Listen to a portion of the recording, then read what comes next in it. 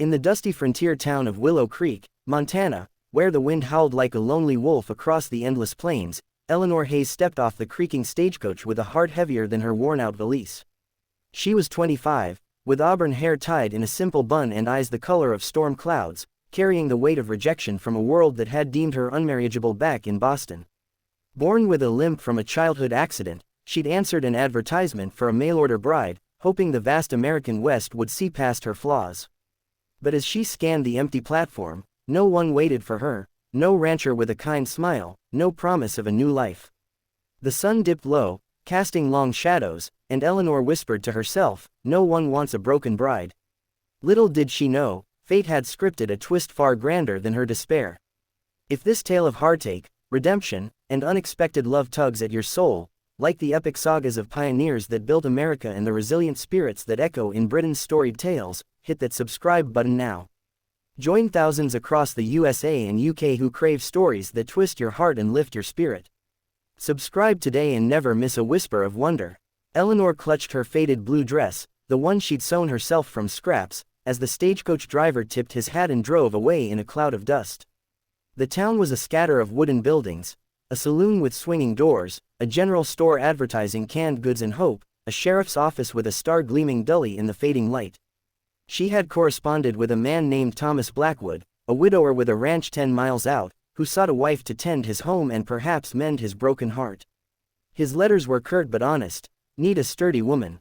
No frills." She'd poured her soul into her replies, omitting her limp, fearing it would scare him off. Now, standing alone, she realized he hadn't come.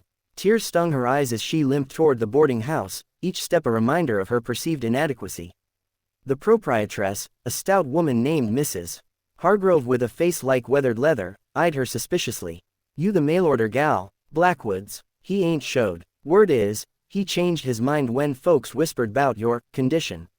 Eleanor's cheeks burned. How had he known? A leaked letter, perhaps, from the agency. She paid for a room with her last coins, collapsing onto the thin mattress, wondering if she'd starve in this godforsaken place. The next morning, hunger gnawed at her as she ventured to the general store for work, anything to survive. The owner, Mr. Jenkins, a balding man with a perpetual squint, hired her on the spot to stock shelves, pity in his eyes. Town needs hands, even if they're a bit slow. Days blurred into a monotonous grind, dusting tins of beans, sweeping floors gritty with trail dust, ignoring the stares and whispers from ranchers, wives who clucked about, that crippled Easterner. Eleanor buried her dreams, convincing herself solitude was her lot. But one afternoon, as she arranged bolts of fabric, a small girl burst through the door like a whirlwind.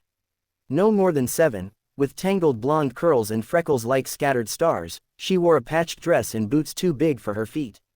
Miss, do you have licorice? Pa says I can have one if I'm good." Eleanor smiled for the first time in weeks, kneeling despite the ache in her leg. "What's your name, little one?" "Lily Blackwood." The girl beamed, and Eleanor's heart stopped. Blackwood, Thomas's daughter, the child she'd read about in his letters, the one who'd lost her mother to fever 2 years prior. Lily chattered on, oblivious to Eleanor's shock. "Pa been grumpy since Ma died. He said he'd get a new Ma, but then he got mad and said no. But you're pretty, like in stories." Eleanor's mind raced. This was the family she'd almost joined. As Lily skipped out with her candy, Eleanor followed discreetly, watching her climb into a wagon driven by a tall, broad-shouldered man with a beard streaked in gray, Thomas Blackwood. His eyes met hers across the street, narrowing in recognition, then flicked away in dismissal. That night, sleep evaded her. Why had he rejected her? Pride, fear. The next day, fate intervened when a storm rolled in, thunder cracking like gunfire. Eleanor closed the store early, but as rain pelted down, she heard cries outside. Rushing out, she found Lily huddled under an awning, soaked and shivering. Her wagon had broken a wheel on the muddy road home. Pa went for help, but it's scary. Without hesitation, Eleanor scooped her up, limp be damned, and carried her to the boarding house.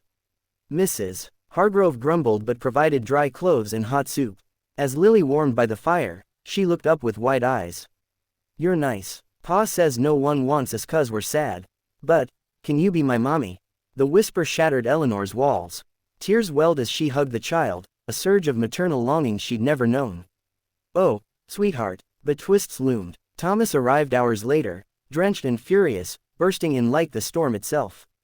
"What in tarnation, Lily?" He scooped her up, glaring at Eleanor. "You, the agency girl, stay away." His voice cracked, revealing pain beneath the bark. Eleanor stood firm. She was alone. "I helped." He paused, really looking at her for the first time, seeing not the limp, but the kindness in her eyes. Over the following weeks, Lily became Eleanor's shadow, sneaking to the store with excuses from her pa.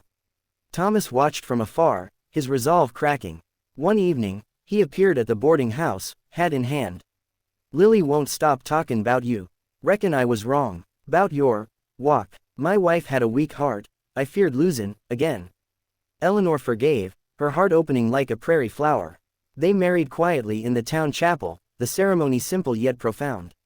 Life on the ranch was hard, milking cows with her uneven gait, mending fences in the blistering sun, but Lily's laughter made it paradise. Thomas softened, sharing stories of his youth, his love for his late wife, and how Eleanor's strength reminded him of her. Twists emerged when a letter arrived from Boston, Eleanor's estranged sister, claiming inheritance fraud, demanding she return. Eleanor confessed her past, a family that shunned her disability, forcing her west. Thomas stood by her, hiring a lawyer to fight it. But deeper secrets surfaced. Lily, it turned out, wasn't Thomas's biological daughter, adopted after her real parents perished in a wagon train attack. "She's mine in heart," he said. Eleanor embraced it, forming a bond unbreakable. Yet danger lurked. Rustlers plagued the ranch, stealing cattle under moonless nights. One fateful evening, as thunder rumbled again, shots rang out. Thomas rode out, leaving Eleanor and Lily alone. Hiding in the cellar, Eleanor heard boots upstairs, intruders. With grit born of survival, she grabbed a rifle, her limp forgotten in adrenaline, and fired a warning shot. The rustlers fled, but not before wounding Thomas, who staggered back bleeding. Eleanor tended him through fevered nights, her steady hand saving his life. In recovery, he whispered, "You're the ma Lily needs. The wife I want." Their love deepened, twisted from rejection to devotion. Years passed in Willow Creek. Lily grew into a spirited teen, Eleanor bore a son with Thomas's eyes, and the ranch thrived. But one final twist.